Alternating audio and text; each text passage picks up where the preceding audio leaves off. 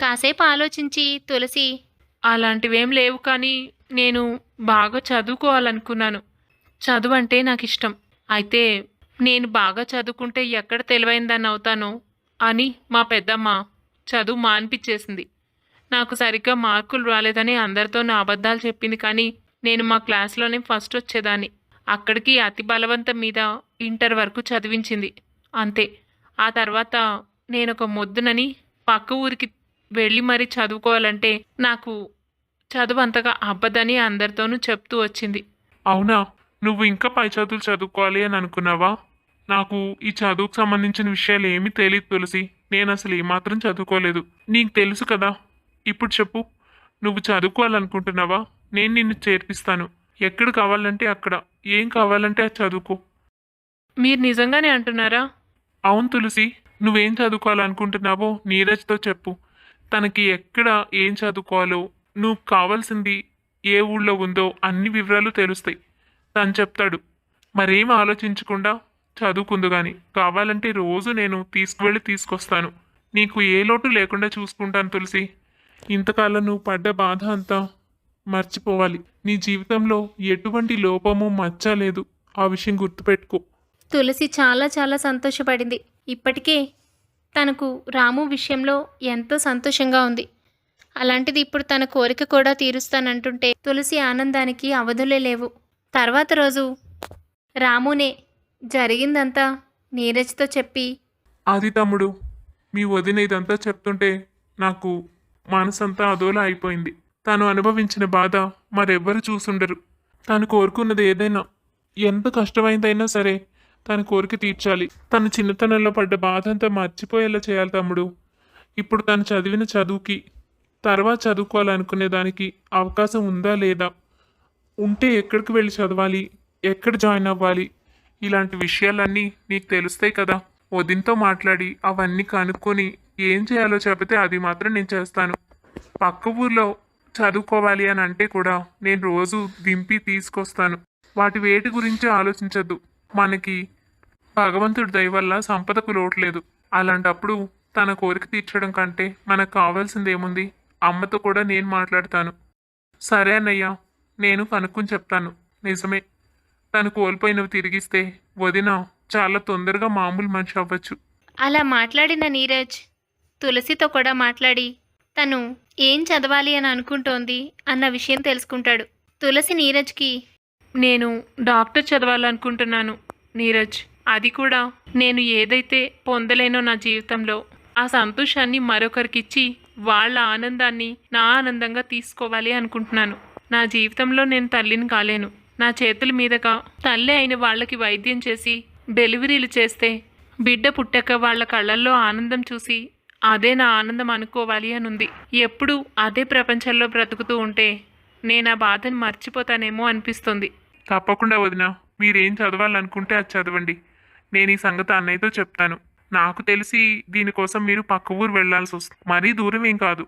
అన్నయ్య మిమ్మల్ని రోజు దింపి సాయంత్రం తీసుకొస్తాడు. ఇక అందులో సీట్ సంపాదించడం కోసం ఏం చేయాలి, ఈ వివరాలన్నీ నేను త్వరలోనే కనుక్కుని మీతో చెప్తాను. నీరజ్ చెప్పిన విధంగానే పక్క ఊర్లో తను చదువుకోవాలనుకున్న కాలేజీ గురించి ఎంక్వైరీ చేస్తాడు.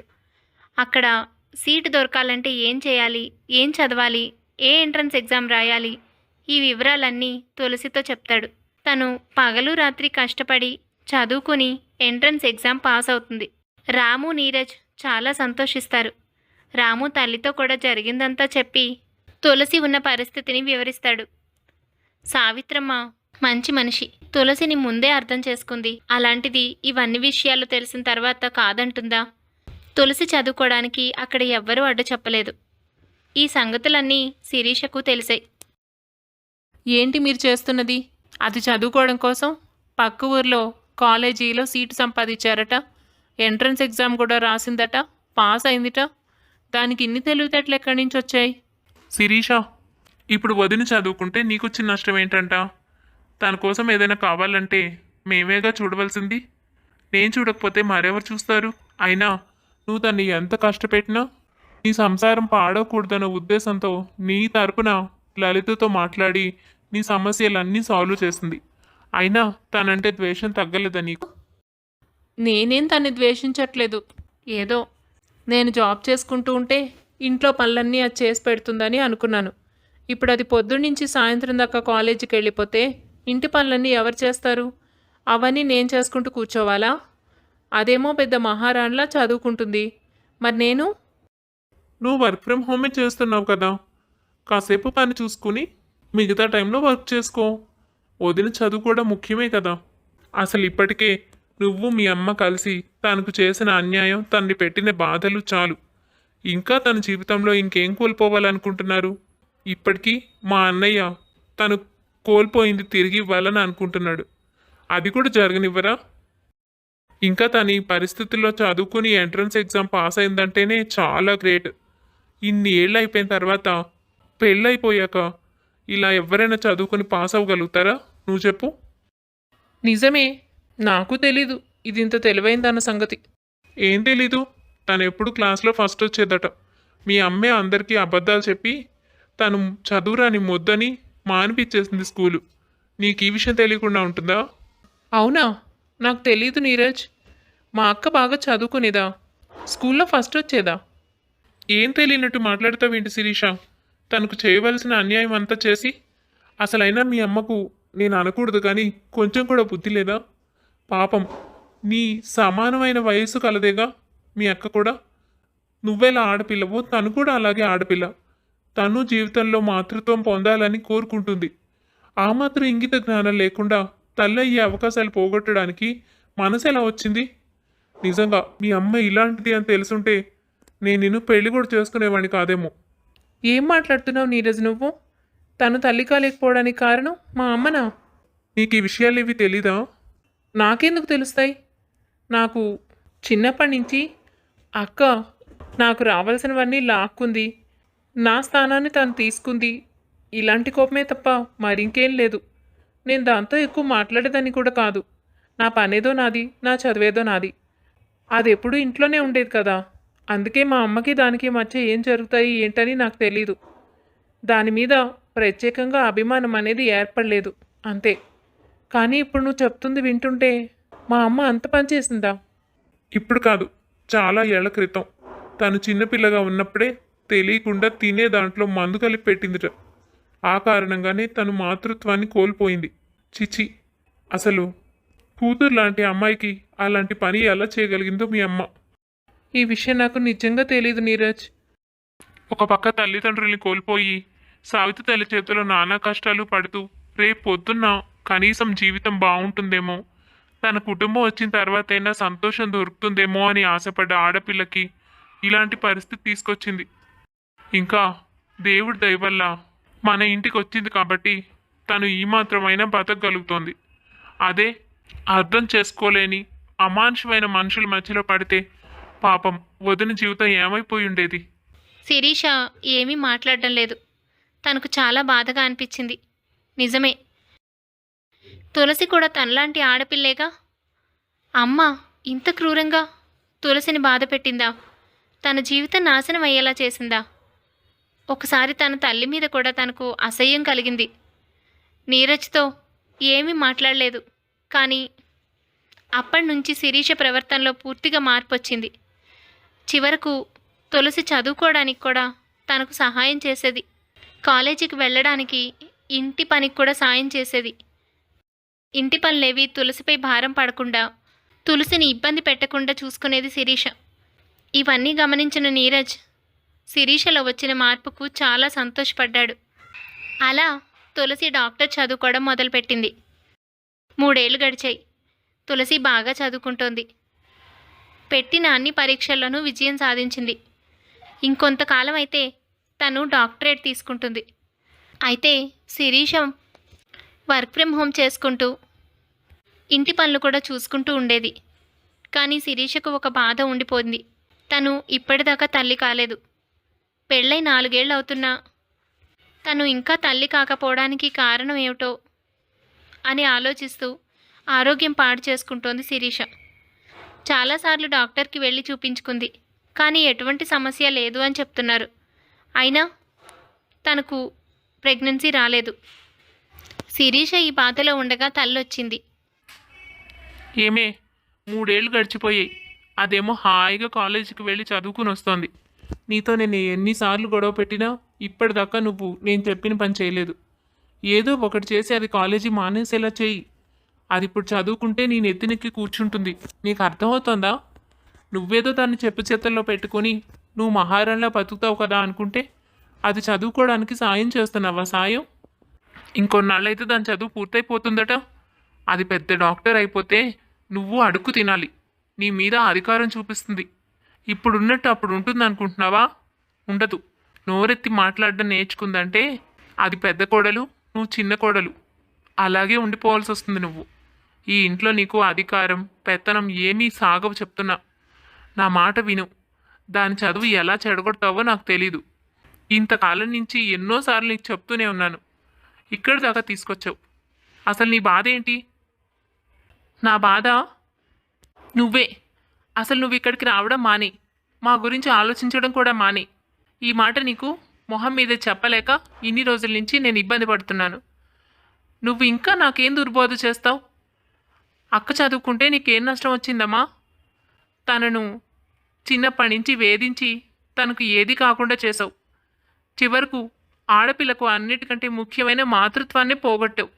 నీలాంటిది నా తల్లి అని చెప్పుకోవడానికే నాకు సిగ్గేస్తోంది. ఇప్పుడు అది చదువు కూడా చదువుకోకూడదా? ఇంకేం చేయాలి? ఎలాగూ తల్లి ఒక కుటుంబాన్ని ఏర్పరచుకునే అవకాశం లేదు దానికి.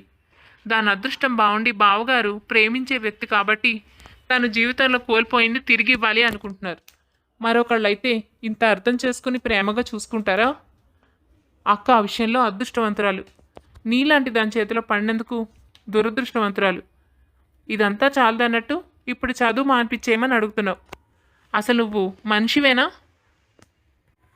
ఏం చాకిరీ? ఎన్నాళ్ళు చాకిరీ చేస్తుంది? నా చిన్నప్పటి నుంచి పాపం అది చేసింది ఇంటి పనే. ఇప్పుడే కాస్త ప్రపంచంలోకి వెళ్తోంది. నాకు దాని మీద ఎటువంటి ద్వేషము లేదు. నా స్థానం అది లాక్కుందని చిన్నప్పటి నుంచి నువ్వే నూరిపోసావు. నువ్వే దాన్ని ద్వేషించమని ఏడిపించమని చెప్పావు. లేకపోతే నేను అక్కను అసలు ఏమాత్రం బాధ పెట్టేదాన్ని కాదు. నాకు దాని విలువ బాగా తెలిసొచ్చింది. పాపం నేను ఎన్ని కష్టాలు పెట్టినా చివరికి నాకు సమస్య వస్తే ఆలోచించకుండా నా తరపున నిలబడింది. ఇప్పుడు కూడా నేను ఎంత సాయం చేస్తానన్నా కాలేజీకి వెళ్ళేలోపు కొంత ఇంటి పని చేసి నాకు విశ్రాంతిగా ఉండమని చెప్పే వెళ్తుంది. అలాంటి మనిషిని ఇంత బాధ పెట్టావు. ఏం సాధించావమ్మా నువ్వు? ఎంత లేసి మాటలు అంటున్నావే నన్ను? నీకోసం కాదా ఇదంతా నేను చేసింది? నువ్వే మన ఇంటికి ఈ ఇంటికి కూడా మహారాణిలా ఉండాలని కోరుకున్నాను. ఒక తల్లిగా అది నా తప్ప? ఇప్పుడు తులసిని చూసి నన్ను అంటున్నావా? నువ్వు చేసిన పనుల వల్ల నిన్ను అన్నాను, అక్క వల్ల కాదు. అయినా నువ్వు చేసిన పాపం నాకు తగిలి 4 ఏళ్ళైనా నేను ఇంకా తల్లిని కాలేదు. డాక్టర్కి చూపించుకుంటే ఏ లోపం లేదంటున్నారు. కానీ ఇంకా ఎందుకు ప్రెగ్నెన్సీ రాలేదో తెలియట్లేదు. అది కాక 2 రోజుల క్రితమే డాక్టర్ దగ్గరికి వెళ్తే ఏం చెప్పారో తెలుసా? నేను వీక్గా ఉన్నానట. ఒకవేళ ప్రెగ్నెన్సీ వచ్చినా నిలబడే అవకాశాలు తక్కువని, డెలివరీ కష్టం అవుతుందని చెప్తున్నారు. నాకు ఇలాంటి పరిస్థితి నీ వల్లే వచ్చింది. నువ్వు చేసిన పాపమే నాకు తగిలింది. ఇంత జరిగినా నువ్వు మారలేదు. ఇంకా తులసిని ఏదో చెయ్యాలని చూస్తున్నావు. నువ్వు ఎన్ని తప్పులు చేస్తావో అన్ని పాపాలు నాకు తగులుతాయి. అర్థమవుతోందా నీకు? ఇంత మాత్రం జ్ఞానం ఉంటే తాయారమ్మ ఇలాంటి పనులు ఎందుకు చేస్తుంది? కూతురు చెప్తున్నా తనకు ఏమీ అర్థం కాలేదు. కూతురికి తులసేదో నూరు పోసింది అనుకుంది. ఇక అక్కడ ఉండడం మాట్లాడడం ఇష్టం లేక వెళ్ళిపోయింది. అయితే శిరీషకు ఇంకా ప్రెగ్నెన్సీ రాలేదని వీక్గా ఉందన్న బాధ తనకు ఉంది. కానీ ఆ సమయంలో తల్లిగా ఆ ఆలోచన కూడా రాలేదు తాయారమ్మకు. తులసిపై కోపం తప్ప అప్పుడు తనకి ఇంకేమీ గుర్తు రాలేదు. కొన్ని రోజులు గడిచాయి. దేవుడి దయ వల్ల శిరీష గర్భవతి అయింది. కాకపోతే ఇందాక చెప్పినట్టు శిరీష చాలా వీక్గా ఉండడం వలన తనకు ఈ ప్రెగ్నెన్సీ నిలబడడం, డెలివరీ అవ్వడం కూడా చాలా కష్టమని డాక్టర్ చెప్పారు. ఇంటిల్లిపాది అదే ఆందోళనలో ఉన్నారు. తన ఆరోగ్యం ఎలా కుదిరిపడుతుంది, డెలివరీ ఎలా సాఫీగా జరుగుతుంది అని తెలుసుకోవాలనుకుంది తులసి. తను ఎలాగూ అదే చదువుతోంది కాబట్టి తన సీనియర్ డాక్టర్లని అందరినీ సంప్రదించింది. అదే క్రమంలో తనకొక విషయం తెలిసింది. మీకు ఒక మంచి శుభవార్త తీసుకొచ్చాను. నా జీవితంలో నేను ఎప్పుడు వింటాను అని అనుకోనిది, ఇలా జరుగుతుంది అని ఊహించనిది ఏంటో తెలుసా? నేను శిరీష కోసం తన ఆరోగ్యం ఎలా కుదుటపడుతుంది, తనకు డెలివరీ ఎలా ఇబ్బంది లేకుండా అవుతుంది అని తెలుసుకోవడం కోసం మా సీనియర్ డాక్టర్లందరినీ సంప్రదించాను. వాళ్ళ ద్వారా నాకు ఓ విషయం తెలిసింది. నాకు కూడా తల్లయ్యే అవకాశం ఉంది. మీకు తెలుసా, నన్ను వాళ్ళు టెస్ట్ చేశారు. నేను కొన్ని మందులు వాడితే ఖచ్చితంగా నేను గర్భవతిని అవుతానట. నాకు కోల్పోయిన మాతృత్వం తిరిగి వస్తుంది. నేను పూర్తిగా తల్లినయ్యే అవకాశం కోల్పోలేదు. మా పెద్దమ్మ చేసిన దానివల్ల అవకాశాలు తగ్గిపోయాయి అంతే. కానీ ఇప్పుడు నేను మందులు వాడితే తప్పకుండా నేను తల్లిని అవుతానట. ఈ విషయం తెలియగానే నాకు ఎంత సంతోషం అనిపించిందో తెలుసా? అలాగే శిరీషకు కూడా కొన్ని మందులు రాసిచ్చారు. అవి వాడితే తనకు ఇబ్బంది లేకుండా డెలివరీ అవుతుంది. నా జీవితంలో నేను కోల్పోయినవన్నీ తిరిగి వస్తున్నాయి. మీరు నా జీవితంలోకి వచ్చిన తర్వాతే నాకు చాలా ఆనందంగా ఉంది. ఒకవేళ నేను నిజంగానే ఈ మందులు వాడిన తర్వాత తల్లిని అవ్వగలిగితే నిజంగా ఇది ఒక అద్భుతం అని చెప్పాలి. ఎన్నో రోజులు నేను కోల్పోయిన దాని గురించి ఏడుస్తూనే ఉన్నాను.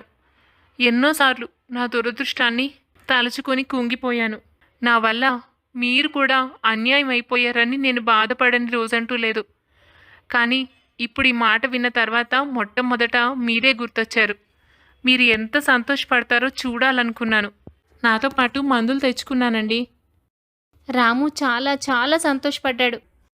నిజంగా నా తులసి, నిజం చెప్తున్నావా? నువ్వు చెప్పింది నిజమే. ఇది అద్భుతమే. నేను ఎప్పుడూ ఈ విషయం గురించి బాధపడలేదు, కానీ ఒకవేళ అవకాశం మాత్రం వస్తే అంతకంటే కావాల్సింది ఏముంది? నేను ఏ రోజు మనకిది లేదు అని మనసులో దిగులు పడలేదు నిజంగా. కానీ భగవంతుడే అవకాశం ఇస్తే మాత్రం నిజంగా నాకంటే అదృష్టవంతుడు వేరెవ్వరూ ఉండరని అనుకుంటాను. వాడు తులసి, ఇది నీకు భగవంతుడిచ్చిన గొప్ప అవకాశం. తప్పకుండా ఈ మందులు వేసుకో. అలా తను మందులు వేసుకోవడం మొదలుపెట్టింది. శిరీషకు కూడా మందులు ఇచ్చింది. శిరీష ఆరోగ్యం కాస్త కుదుటపడింది. అయినా గర్భవతిగా చాలా సమస్యలే పడింది శిరీష. తులసి కూడా తల్లి కావడానికి ప్రయత్నిస్తోందని విషయం తెలుసుకున్న తాయారమ్మ ఇప్పుడు కూడా తులసిని వదలాలనుకోలేదు. మళ్ళీ శిరీషతో, ఏమే, ఇప్పుడైనా నా మాట విను. నువ్వు ప్రెగ్నెంట్ అయ్యావు. త్వరలోనే నీకు డెలివరీ అవుతుంది. నీ సంతానం ఈ ఇంటికి ముఖ్యం అవ్వాలి. ఇప్పుడైనా ఆలోచించు. నీతో పాటు తులసి కూడా ఏవో మందులు తెచ్చుకుందని, తను కూడా తల్లయ్యే అవకాశాలు ఉన్నాయని డాక్టర్లు చెప్పారని తెలిసింది. ఇప్పుడైనా ఆ మందులు వేసుకోకుండా ఎక్కడైనా పడేయి లేదా దాచేయి. మందులు మార్చేయి. అది కూడా తల్లయిందంటే దాని పిల్లలే ఈ ఇంటికి ముఖ్యం అవుతారు. నువ్వు ఆలోచిస్తున్నావా అసలు? చిచి, ఏం మాట్లాడుతున్నావమ్మా నువ్వు అసలు? ఇప్పటికైనా అక్క తన సంతోషాన్ని తిరిగి పొందుతోందని ఆనందంగా ఉన్నాను నేను. నా కోసం కూడా మందులు తీసుకొచ్చింది. తనకు ఆ మందులు పనిచేసి తన తల్లవుతుందో లేదో మనకు తెలీదు, కానీ అవ్వాలని మనస్ఫూర్తిగా కోరుకోవాలి. అంతేకాని ఇప్పుడు కూడా ఇలాగే ఆలోచిస్తున్నావా నువ్వు? నువ్వంటేనే అసహ్యం కలుగుతోంది. అందుకే డెలివరీకి కూడా ఇంటికి రానని చెప్పాను. నేను ఇక్కడే ఉంటాను. మా అత్తయ్య గారు, అక్క వాళ్ళే నాకు డెలివరీ చేస్తారు. నన్ను చూడాలనుకుంటే నువ్వే ఇక్కడికి రా. చిచి, నీతో మాట్లాడడానికే నాకు అసహ్యంగా ఉంది. తాయారమ్మ ఎంత ప్రయత్నించినా శిరీష తన మాట వినలేదు. తాయారమ్మ మాత్రం ఎలాగైనా తులసి ఈ మందులు వేసుకోకూడదని ఆలోచించింది. తన మందులు మార్చేయాలని అనుకుంది. ఒకరోజు ఎవరికీ తెలియకుండా గదిలోకి వెళ్ళి తులసి వాడుతున్న మందుల్ని వేరే వాటితో మార్చేసింది తాయారమ్మ. రోజులు గడుస్తూ వచ్చాయి. శిరీషకు డెలివరీ టైం దగ్గర పడింది. ఆ రోజు విపరీతమైన వర్షం, తుఫాను. కానీ శిరీషకు నొప్పులు మొదలయ్యాయి. ఏం చేయాలో తెలియక తాయారమ్మ కంగారు పడిపోతోంది. తనకు నొప్పులు బాగా వస్తున్నాయి. మనం ఇప్పుడు బయటకు తీసుకువెళ్ళి హాస్పిటల్కి వెళ్ళే సమయం కూడా లేదు. ఉన్నట్టుండి నొప్పులు మొదలయ్యాయి. ఏం చేయాలో నాకు అర్థం కావట్లేదు. అసలే డెలివరీ కష్టం అన్నారు. ఇప్పుడు ఏదైనా అటు ఇటు అయితే తల్లి పిల్ల మనకు దక్కరు. ఏం చేయాలి? సమయానికి తులసి ఇంట్లోనే ఉండడంతో నేను చూస్తానని చెప్పి లోపలికి వెళుతుంది. కాసేపటికి బయటికి వచ్చి, మరేం పర్లేదు పెద్దమ్మ, తనకు కాసేపట్లో డెలివరీ అయిపోతుంది. నేనున్నానుగా, నేను చూసుకుంటాను. నువ్వేమీ దిగులు పడక్కర్లేదు. తన పరిస్థితి ఏంటో నాకు అర్థమైంది. ఈ పరిస్థితుల్లో తనను కష్టపడి బయటకు తీసుకువెళ్ళి హాస్పిటల్కి వెళ్ళడం కంటే ముందు డెలివరీ అయిపోయాక అప్పుడు వెంటనే తీసుకువెళ్దాం. ఇప్పుడు తనకి కదిపితే 2 ప్రాణాలకి ప్రమాదం కావచ్చు. అలా అని తులసి లోపలికి వెళ్ళిపోతుంది శిరీషకు డెలివరీ చేయడానికి. తాయారమ్మ బయటే నుంచుండిపోయి తీవ్రంగా ఆలోచిస్తోంది. అప్పుడు రాము, ఏం ఆలోచిస్తున్నారు? మీరు పెట్టిన కష్టాలన్నీ గుర్తు చేసుకుని తులసి శిరీషను ఏదో ఒకటి చేస్తుందనా, లేదా తన బిడ్డను చంపేస్తుందని భయపడుతున్నారా? ఈ మధ్య కూడా తను తెచ్చుకున్న మందులు మార్చేసి తనకు తల్లయ్యే యోగం లేకుండా చేయాలని అనుకున్నారు. ఇవన్నీ మనసులో పెట్టుకుని శిరీష పరిస్థితిని అవకాశంగా తీసుకుంటుందని భయం వేస్తోంది కదూ. అంతే, తప్పు చేస్తే ఇలాంటి భయాలే పడాలి. కానీ తులసికి అలాంటి ఆలోచనలు కానీ భయాలు కానీ ఉండవు. ఎందుకంటే తను స్వచ్ఛమైన కల్మషం లేని మనిషి కాబట్టి. మీరు మందులు మార్చారన్న సంగతి మాకు ఆ రోజే అర్థమైపోయింది. అందుకే తను మీరు మార్చిన మందుల్ని పడేసి మళ్ళీ హాస్పిటల్ నుంచి తెచ్చుకుంది. చిచి, ఇంత జరిగినా మీరు మారలేదంటే మిమ్మల్ని ఏమని పిలవాలో నాకు అర్థం కావట్లేదు. ఇప్పుడు కూడా శిరీష కష్టపడుతోందంటే డెలివరీ చేయడానికి వెళ్ళింది. ఈ పరిస్థితుల్లో తను కానీ లేకపోయి ఉంటే శిరీషను అతి కష్టం మీద హాస్పిటల్కి తీసుకువెళ్లాల్సి వచ్చేది. దారిలో తనకు ఏదైనా జరగరాని జరిగితే ఎవరు బాధ్యత తీసుకుంటారు? మీరప్పుడు ఎంత ఏడ్చినా ప్రయోజనం ఉండదు. శిరీష కూడా తన తప్పు తెలుసుకొని తులసిని అక్క అని అభిమానంగా చూస్తోంది. కానీ ఇంత పెద్దవారయ్యుండి మీరిలా ఆలోచించడం నిజంగా ఆశ్చర్యంగా ఉంది. ఇలా రాము మాట్లాడుతుండగానే నీరజ్ కూడా వచ్చాడు. ఇంతలోనే తులసి బయటకు వచ్చి డెలివరీ సుఖంగా అయిందని, తల్లి బిడ్డ ఇద్దరూ క్షేమంగా ఉన్నారని, మరి కాసేపట్లోనే కాస్త వర్షం వేల్సిన తర్వాత శిరీషను ఆసుపత్రికి తీసుకువెళ్ళొచ్చని చెప్పింది. తాయారమ్మ కాస్త మనశ్శాంతి పొందింది. చూశారు కదా, మా వదిన ఎవరి ప్రాణాలు తీయాలని అనుకోదు, ఎవరిని కష్టపెట్టాలని అనుకోదు. తనకు ఇంత కీడు చేసిన వాళ్ళకు కూడా మేలు చేసింది. అది మా వదినంటే. మీ కళ్ళు ఎదురకుండా చిన్నప్పటి నుంచి ఉన్న వ్యక్తిని మీరు అర్థం చేసుకోలేకపోయారు. తనను ఏడిపించి నానా హింసలు పెట్టారు. అయినా ఇవాళ మీ కూతురి ప్రాణం తనే కాపాడింది. ఆ విషయమైనా అర్థం చేసుకోండి. ఇప్పటికైనా ఈరోజు ఏం జరిగిందో అది భగవత్ నిర్ణయం. మీరు చేసిన దానికి భగవంతుడు చెప్పిన సమాధానం. ఈ డెలివరీ కానీ చాలా కష్టం అయ్యుంటే శిరీష ప్రాణానికి ప్రమాదమయ్యేది. తాయారమ్మకు ఈసారి నిజంగా బాధ అనిపించింది. తన తప్పు ఏమిటో అర్థమైంది. మొహం చూపించుకోలేకపోయినా తులసితో, క్షమించవే తల్లి, నేను నిన్ను చాలా బాధలే పెట్టాను. ఇప్పుడు ప్రాణాపాయ స్థితిలో ఉన్న నా కూతుర్ని నువ్వే కాపాడావు. దానికి పునర్జన్మనిచ్చావు. నీలాంటి మనిషిని ఇంతకాలం బాధ పెట్టాను. చిన్నదైనా నీ చెల్లెలే నిన్ను బాగా అర్థం చేసుకుంది. అర్థం పర్థం లేని ద్వేషం పెంచుకుని నీకు సంతోషంగా గడపాల్సిన బాల్యాన్ని నరకం చేశాను. నీతో ఏ మొహం పెట్టుకు మాట్లాడాలో కూడా నాకు అర్థం కావట్లేదు. చివరకు ఇప్పుడు కూడా నువ్వు తల్లైతే ఇంట్లో అధికారం మొత్తం నీకే వస్తుందని, నువ్వు నీ సంతానమే ఇంట్లో సంతోషంగా ఉంటారని అనుకున్నానే, కానీ నువ్వేంటన్నది నేను అర్థం చేసుకోలేకపోయానే. నన్ను క్షమించు తులసి. వద్దులే పెద్దమ్మ, అంత మాటలెందుకు? నాకు ఈ సమస్యలన్నీ అనుభవించాలని రాసి పెట్టుంది. అందుకే అలాంటి బాధపడాల్సి వచ్చిందని నేను అనుకుంటున్నాను. అదంతా ఏం మనసులో పెట్టుకోకు. శిరీష ఇబ్బంది లేకుండా ప్రాణాలతో బయటపడింది. అదే మనకు సంతోషం. నాకు నువ్వేమనుకుని చేసినా మంచి భర్త, మంచి కుటుంబం దొరికారు. నాకు నువ్వు తెలియకుండానే మేలు చేసావు పెద్దమ్మ. ఇప్పుడు భగవంతుడి దయ వల్ల నిజంగా నేను తల్లిని కూడా కాగలిగితే నా జీవితంలో ఎటువంటి బాధ లేనట్టే. అలా మన తులసి తను చదువుకోవాలనుకున్న చదువు చదువుకుంది, మంచి భర్తను పొందింది. అలాగే కొంతకాలానికి మందులు పనిచేసి తల్లి కూడా అయింది. మంచి భార్యగా, మంచి కోడలిగా, అన్ని విధాలుగాను తన జీవితాన్ని తీర్చిదిద్దుకుంది. ఎంత కష్టపడి తన జీవితం నాశనం చేయాలని చూసినా తాయారమ్మకు అది సాధ్యం కాలేదు. అవసరం లేని అర్థం లేని ద్వేషాలు పెంచుకుని ఎవరినైనా బాధ పెట్టాలి అని చూస్తే అది తిరిగి తిరిగి మనకే శాపంగా మిగులుతుందే తప్ప ఎట్టి పరిస్థితుల్లోనూ విజయవంతం కాదు.